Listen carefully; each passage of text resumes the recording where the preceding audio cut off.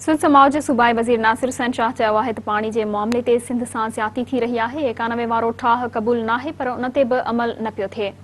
इरसा में बदमाशी हली रही आहे। इरसा में सिंध जे नुमाइंदे खे घटि वधि ॻाल्हायो वियो। कराची में प्रेस कॉन्फ्रेंस कंदे नासिर हुसैन शाह चयो त वफ़ाक़ सिंध जे हिसे जो पाणी घटाए 2 कैनाल गैर क़ानूनी तौर खोलिया, जंहिं जी मज़म्मत कयूं था। सिंध में अमन क़ाइम करण पुलिस जो कमु आहे। शेख रशीद कराची आयो आहे, मदद करणु चाहे थो त उन जी भलीकार कयूं था। हिन चयो त सिंध जे केतिरनि ई ज़िलनि में पाणी जी खोट आहे। गैस किथां पियो निकिरे पर असां कॾहिं बि अहिड़ी का ॻाल्हि नाहे कई।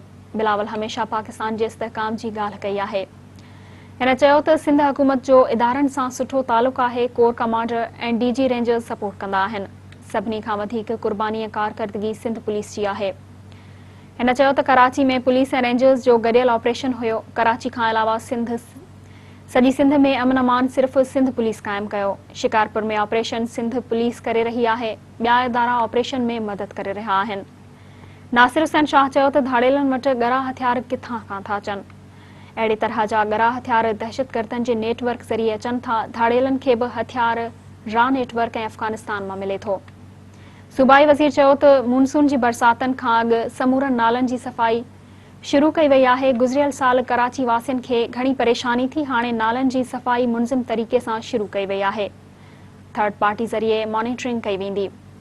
हिन चयो त वॾे वज़ीर 50 करोड़ रुपयनि जी ख़ासि ग्रांट जारी कई आहे। गुजर नाले ते 90% कमु मुकमल थी चुको आहे। सफ़ाई खां पोइ ॿीहर किचिरो नालनि में उछलायो वञे थो।